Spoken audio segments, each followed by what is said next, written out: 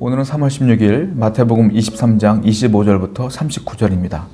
예수님께서는 계속적으로 화 있을진저 서기관들과 바리새인들에게 경고하고 계시죠. 형식적으로 외식하는 그들의 마음을 꿰뚫어 보신 주님께서는 오늘도 동일한 말씀을 하시는데 오늘은 조금 더 강력하게 심판에 관한 말씀까지도 그들에게 경고하신다라는 거예요. 25절부터 28절까지의 말씀은 동일한 말씀이에요. 너희들은 겉의 모습은 치장을 잘하나 그 속은 탐욕으로 가득하고 불법으로 가득하다. 그 말씀을 쭉 하시면서 겉을 깨끗이 하는 것이 중요한 것이 아니라 속 마음을 털어버리고 깨끗게 하는 게 중요하다는 말씀을 계속 하시는 것이죠. 이것은 비단 바리새인들과 서기관들에게만 얘기하는 게 아니에요. 사실은 모든 성도들도 마찬가지예요. 저와 여러분들도요, 겉으로는 거룩한 척 깨끗한 척 해요. 근데 사람들이 왜 그러냐면요, 사람들은 능력이 없어요. 그래서 다른 사람의 속 마음을 꿰뚫어 볼 능력이 없기 때문에 그 사람의 속이 어떤지 몰라요. 속담에도 그런 게 있죠. 10길 물속은 알아도 한 길 사람 속은 모른다. 모를 수밖에 없어요. 하물며 내 자녀의 마음도 모르고 내 배우자의 마음도 모르고 내 부모의 마음도 모르는 게 사람이잖아요. 하물며 내 마음도 모를 때도 있는데요. 내가 지금 정확하게 무엇을 원하는지도 모르는데 어떻게 다른 사람을 알겠어요. 그러다 보니까 사람들은 다른 사람들의 시선을 의식하여 겉으로만 거룩한 척 한다라는 거예요. 신앙생활 하다 보면 이와 같이 삶을 엉망진창으로 살면서 교회에 와서는 아주 거룩한 척 하시는 분들도 있다. 그분들에게 주님께서 하시는 말씀이 뭐예요? 화 있을진저 바리새인들과 서기관들과 똑같은 말씀을 하신다라는 거예요. 그런데 이게 아담과 하와 때부터 우리가 범죄함으로 말미암아 사람들에게 흘러내려오는 죄 가운데, 죄성 가운데 하나의 특징이라는 거예요. 자, 그렇기 때문에 믿는 사람이나 믿지 않는 사람들이나 전부 다 겉모습을 치장하며 산다. 겉으로는 거룩한 척하며 산다. 이것은 비단 우리만 문제뿐만이 아니라 모든 사람들에게 동일한 특징이에요.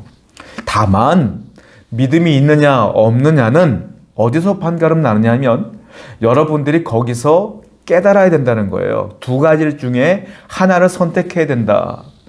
내가 이 안에 있는 죄가 탐욕으로 가득하고 죄악으로 가득한 내 자신을 볼 수 있어야 되는데 그것을 볼 수 있을 때에 우린 두 가지 중에 하나를 선택해야 돼요. 바리새인들과 서기관들은 겉의 모습은 거룩했지만 속 마음이 탐욕으로 가득하고 그들이 죄인인 것을 그들이 몰랐을까요? 알았을 거예요. 여러분들이 겉모습은 사람들이 어떻게 평가할지 몰라도 속 마음이 여러분들이 거룩한 의인이라고 생각하십니까? 나는 알잖아요. 내가 얼마나 더러운지, 얼마나 죄악 덩어리인지 알잖아요. 그러면 믿음이 있는 사람과 믿음이 없는 사람은 선택을 해야 되는데 어떻게 선택을 하는 것이냐? 자, 여기서 내가 이 안에 있는 것들을 통하여 내가 선택을 해야 되는 첫 번째는 내가 이것을 인정하느냐, 이 죄를 인정하느냐, 아니면 인정하지 않느냐, 둘 중 하나예요. 인정한다는 건 뭐예요? 회개하는 겁니다. 인정하지 않는 건 덮어두는 거예요. 덮어두고 죄가 계속 누적되고 이 안에 죄가 가득할 때까지 살아가다가 하나님과 멀어지는 거죠. 인정한다는 건 내가 죄가 있을 때마다 하나님께 다 내려놓는 거예요. 회개하는 겁니다. 그 믿음의 삶이 뭐예요? 우린 죄를 안 질 수가 없잖아요. 그러므로 늘 선택을 잘하는 게 믿음의 삶이다. 내 죄를 인정하고 하나님께 회개하고 다시 주님께 나아가는 삶이 지속되는 것이 의로운 삶이 아니겠느냐라는 거예요. 자, 34절부터 36절 말씀을 볼까요? 뭐라고 써있느냐 하면 너희가 33절부터 볼까요? 뱀들아 독사의 새끼들아 너희가 어떻게 지옥의 판결을 피하겠느냐? 그러므로 내가 너희에게 선지자들과 지혜 있는 자들과 서기관들을 보내매 너희가 그 중에서 더러는 죽이고 십자가에 못 박고 그 중에서 더러는 너희 회당에서 채찍질하고 이 동네에서 저 동네로 따라다니며 박해하리라 라고 말씀하셨어요. 자, 여기 보면 선지자 얘기가 나와요. 34절에 이 바리새인들과 서기관들이 뭐냐면 자기들보다 먼저 이 땅에 왔다가 죽은 선지자들의 무덤에 가서 그렇게 얘기한다는 거예요. 당신들이 똑바로 못 살았기 때문에 이렇게 죄가 가능한 것이고, 당신들이 의롭게 살려고 했으나 실수한 것들을 우리가 잘 본받아서 그렇게 안 살 겁니다 라고 말한다는 거예요. 비석 앞에서. 주님께서 말씀하시는 건 뭐냐면, 아니다, 너희는 똑바로 너희들을 봐야 된다 이 말이에요. 사람들은 그래요. 아유, 저 사람들은 저렇게 못했어. 아유, 저렇게 살지 말아야지. 이렇게들 말하죠. 그거는 자기 자신을 모르기 때문에 그래요. 자기 자신은 그들과 다를 줄 안다고 생각하기 때문에 그래요. 그렇지 않습니다. 사람은 다 똑같아요. 사람은 다 겉모습을 치장하려고 하고 속마음은 죄가 쌓이고 있거든. 그걸 모른다. 그렇게 하지 말아라 이 말이에요. 그렇게 하지 말고 너의 죄를 제대로 알아서 회개하라 라고 말씀하시면서 뭐라고 말합니까? 너희가 나중에 십자가의 난을 못 받고 그 중에 더러는 너희 회당에서 채찍질했다 이 말이에요. 그러면서 35절과 36절까지 쭉 보면 무슨 얘기를 하시냐면 아벨의 피 얘기를 해요. 그리고 성전과 제단 사이에 너희를 죽인 바라기아의 아들 사가랴의 피까지 땅 위에 흘린 의로운 피가 다 너에게 돌아가리라. 무슨 말이냐? 너희가 그런 식으로 예수 그리스도를 죽게 하고 많은 의로운 자들을 죽게 했을 때에 어떻게 되느냐? 보응이라고 하는 심판이 온다. 반드시 하나님은 심판하신다. 그러니까 그런 짓을 멈추고 하나님께 의로운 자로 돌아오라. 심판하신다 반드시. 심판을 두려워해야 된다. 이 말씀하시는 거예요. 심판이 없다고 생각하니까 그런 거 하는 거 아니냐. 하나님은 심판하신다.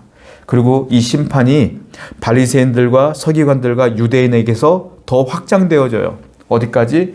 37절 보니까 예루살렘아 예루살렘아 하면서 예루살렘에 대한 심판의 확증을 얘기하시죠. 예루살렘도 심판받을 것이고 무너진다는 거예요. 심판은 반드시 이루어진다. 여러분, 우리는 오늘 본문을 통해서 깨달아야 될 게 이거예요. 내 겉모습이 중요한 것이 아니라 내 속의 마음을 얼마나 하나님 앞에 잘 내려놓느냐. 내가 죄인인 것을 인정하느냐, 인정하지 않느냐. 인정하면 늘 죄를 회개하고 털어놓는 자가 돼야 된다. 언제나 내 마음을 깨끗하게 하기 위해서 비워놓는 연습을 해야 된다라는 거예요. 그 중요한 것은 선지자를 보고 판단하고 나는 저렇게 살지 않을 거야 라고 하는 것이 아니라 선지자들처럼 의롭게 사는 게 중요하다. 삶에 대한 연결이 또 이어지는 거예요. 회개는 삶이에요. 회개는 잘못을 인정하고 그 길로 살지 않는 거예요. 심판받지 않으려면 어떻게 되는 겁니까? 의로운 삶을 사는 겁니다. 오늘도 하나님 말씀을 잘 듣고 하나님 말씀대로 의로운 삶을 살기 위해 내 안에 있는 것들을 비워낼 수 있는 하나님의 백성 될 수 있도록 여러분 기도하시기 바랍니다. 기도합시다.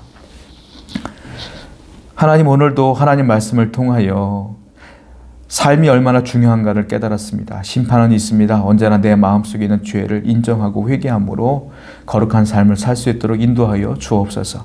예수님의 이름으로 기도드렸습니다. 아멘.